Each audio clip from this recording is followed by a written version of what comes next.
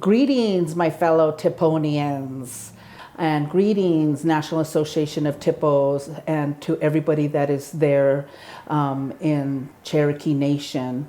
I'm sorry that I'm not available to be joining you in February for the National Association of THPOs conference. It's really great to know that it's finally back in person. I am not able to attend because here in the state of Nevada, we have some of our sacred places that are on death row. And it's very important that I share this information with you and why I'm not able to be with you guys today. So I appreciate that. My name is Michon Ebon. I'm a member of the Reno-Sparks Indian colony. My father's people are from the Pyramid Lake Paiute tribe, and my mother's people are from the Death Valley Timbisha Shoshone tribe. I manage the Cultural Resource Program, and I'm the Tribal Historic Preservation Officer for the Reno-Sparks Indian Colony. The Reno-Sparks Indian Colony is located in Reno, Nevada.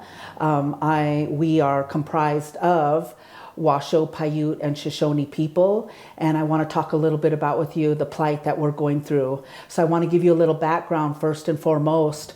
We are the Washoe, Paiute, and Shoshone people. This is the state of Nevada. We do not recognize fences, lines, and boundaries, although that's what is shown here. We have many bands, Paiute bands, Shoshone bands, and of course our Southern Shoshone bands and the Washoe people here too.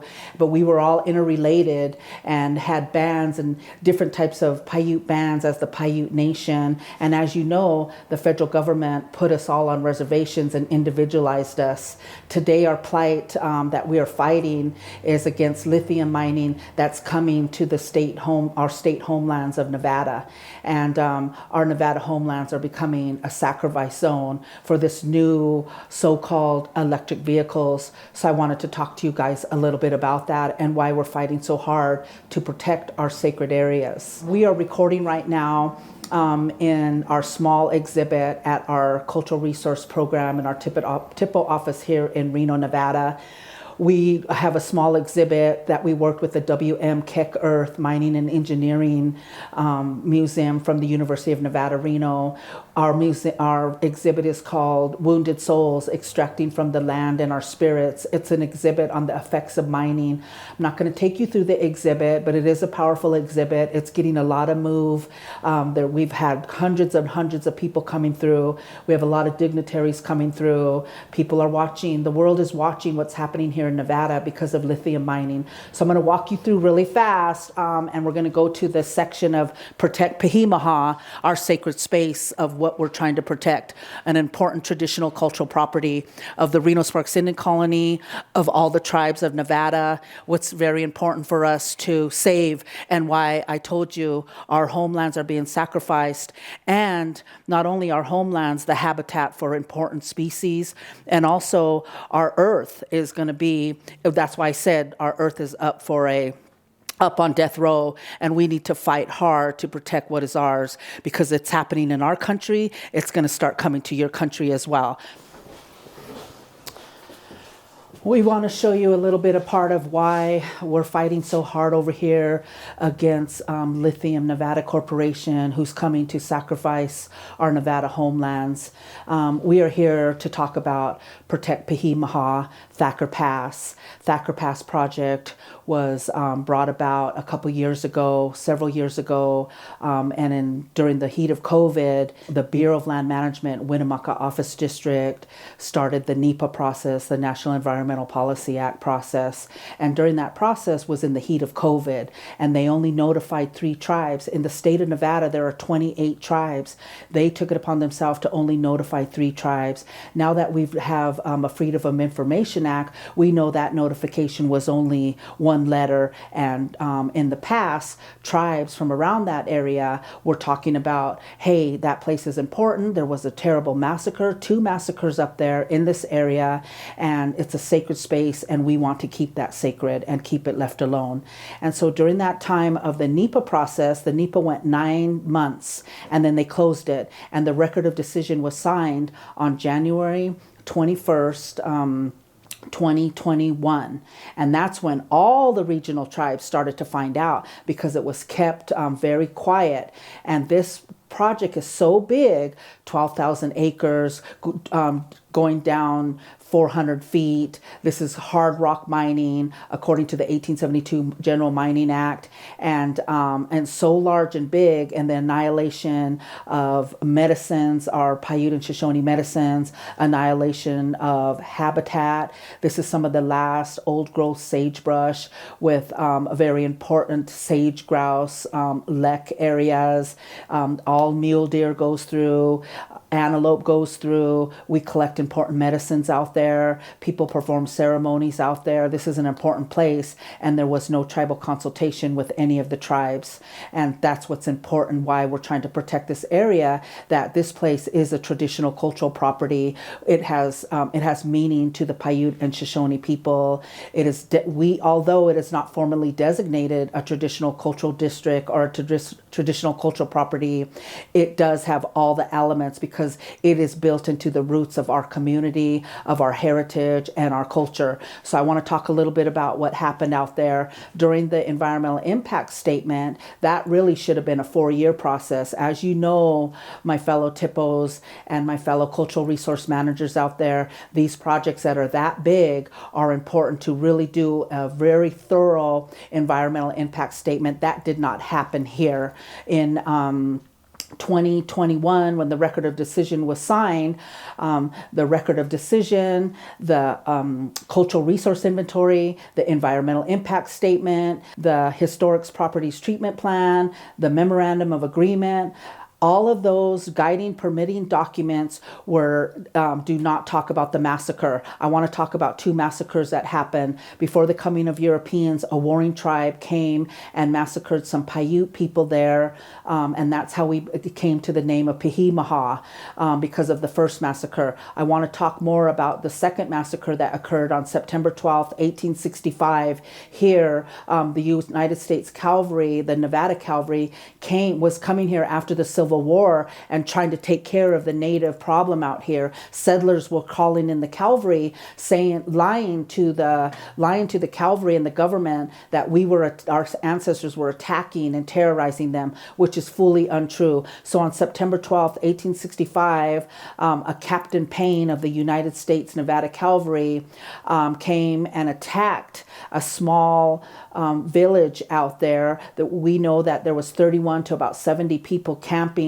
The cavalry camped about 2-3 miles away, and in their journal notes, which BLM has these notes in their own offices. The cavalry notes stated that, we can see the campfires and we'll attack early in the dawn.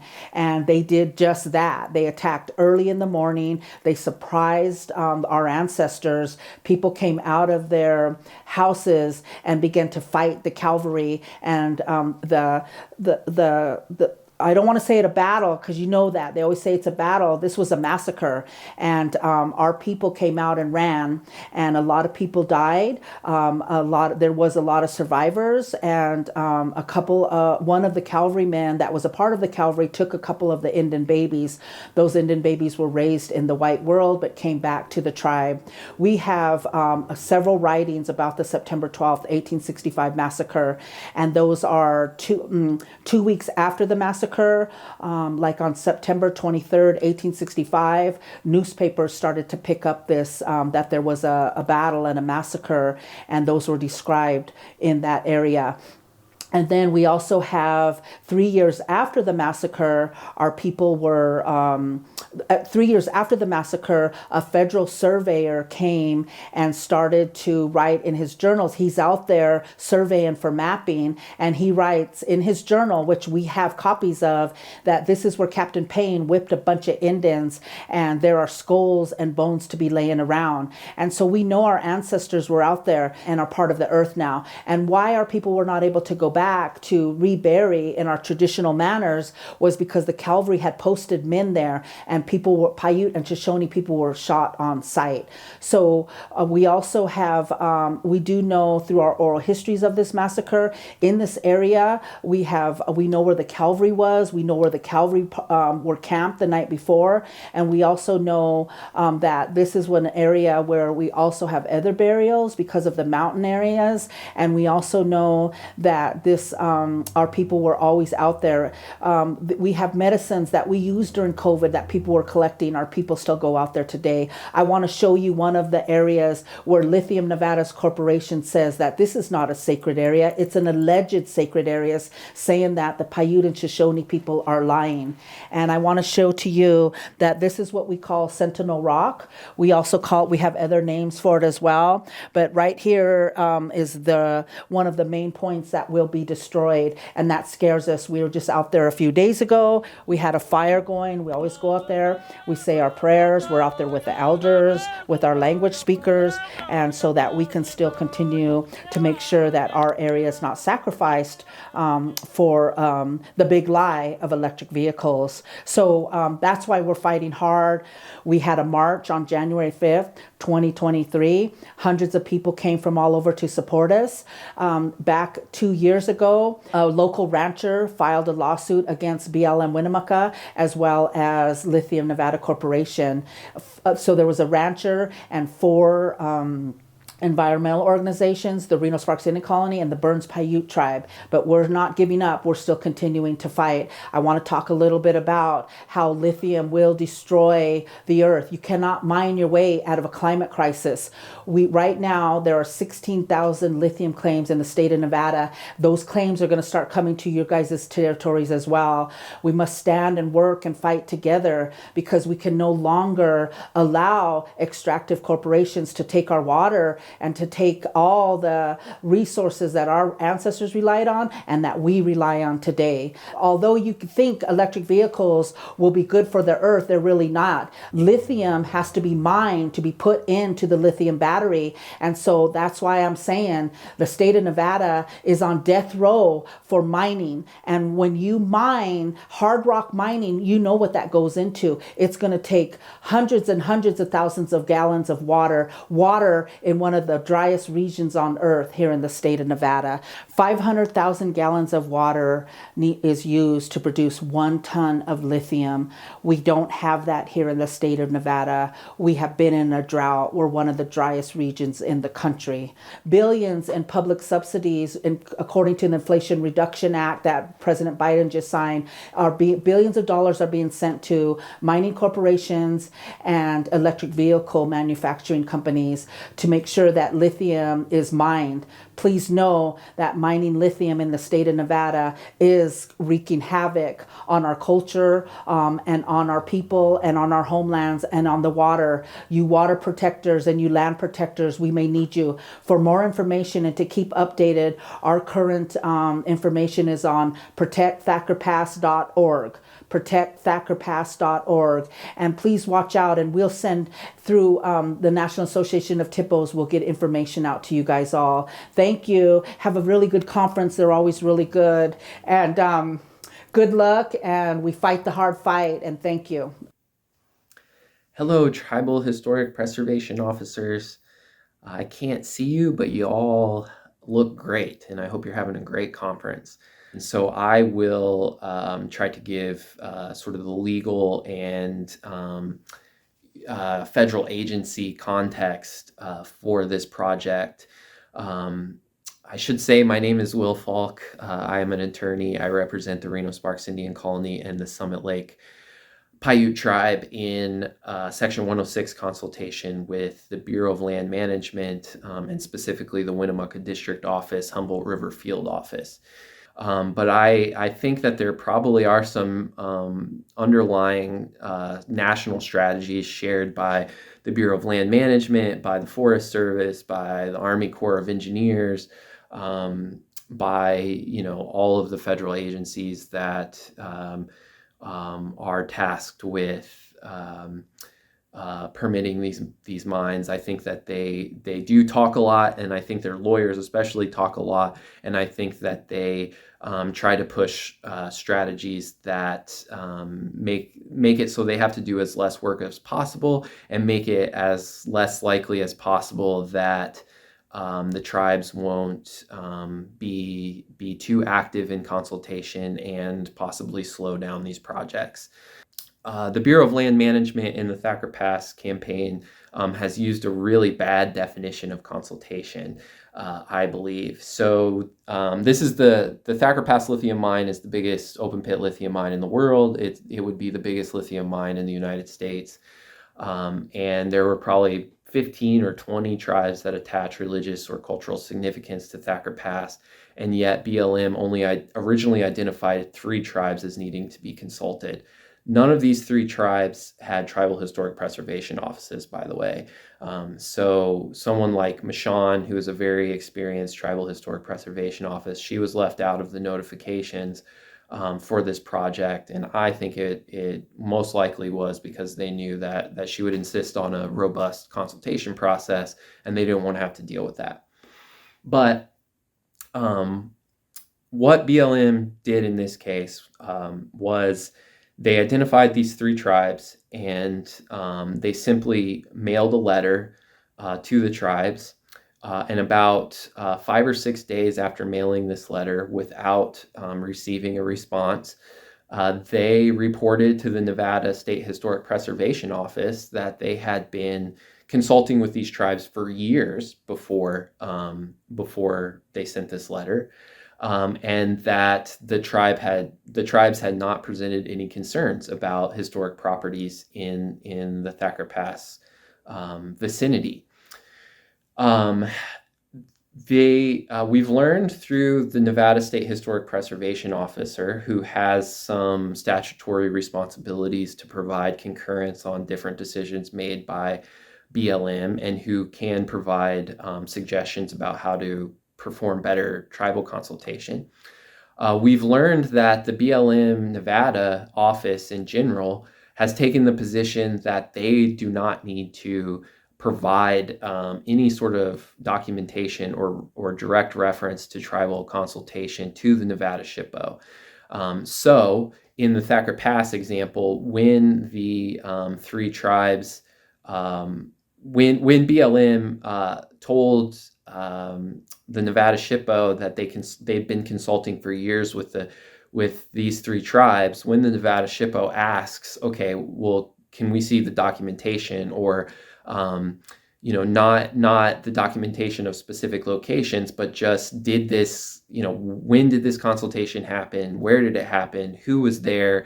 And generally, what concerns did they notify? BLM Nevada appears to be taking the position that they will not provide that information to the Nevada SHPO.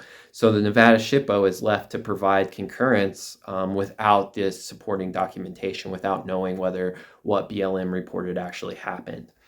Now, BLM in the Thacker Pass project never picked up a phone to call a tribal office or a tribal council member, didn't send any follow-up emails after sending a letter. And in fact, after they sent the first letter, COVID-19 hit, and BLM apparently sent a couple more letters to those 3 tribes over the course of the next year. They did fast track this project, so it all happened in less than a year. That's one of the main ways that they can cut down on consultation, is by doing these projects at warp speed and not giving tribes enough time to analyze the documents, the cultural resource inventories, those kinds of things. But that's what happened. Or here, COVID hit, and they still didn't try to call anyone or email anyone. They just sent letters. And in documents like the draft environmental impact statement and the final environmental impact statement, they again said that they had been consulting with the tribes for several years. They didn't say that they sent letters to the tribes and didn't get a response. They simply said that consultation had happened and there were no concerns presented. We also found that BLM overlooked documentation of a massacre at the hands of federal cavalrymen of Paiute people in Thacker Pass. Those documents BLM possessed in their own General Land Office records. And it wasn't until we had already sued BLM and we were looking through their records that we found this documentation of the massacre. So BLM had documents of the massacre, had the records of it, and they didn't report that in any of the public-facing documents, the environmental impact statement, the record of decision. Possibly because they never actually found it, possibly because they recognized the controversy that would surround it, and hoped that no one would find those documents. They just, consultation to at least the BLM in Nevada simply means an attempt to notify a tribe of a project. It's not actually a two-way conversation. They will try to withhold documentation of tribal consultation from other tribes and from people that need concurrences, and they often don't actually do what they say they're going to do, or what their handbooks and manuals say is required of them. Yeah, I think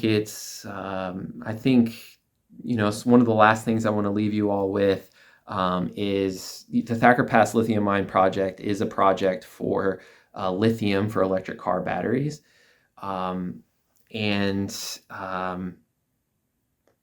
We all know that climate change is terrible and that we need to fight it. But I don't think that destroying more of native culture is the right way to do it. I don't believe that destroying more of the land is actually going to save the land, and that we need to have some conversations about reducing our consumption before we go and destroy what's left of native land. But I think both political parties are going to be very enamored with the idea of forcing these projects through. I think from the Republican perspective, there's a lot of big business money to be made by this so-called green energy revolution. From the Democratic perspective, there's also a lot of money to be made, but there's also this sort of climate change fighting thing. I would imagine that many of you live in areas where this next wave of extraction is coming. They're going to try and bill it as green, and then they will act like you're somehow getting in the way by insisting that they actually consult with you before they destroy your sacred sites.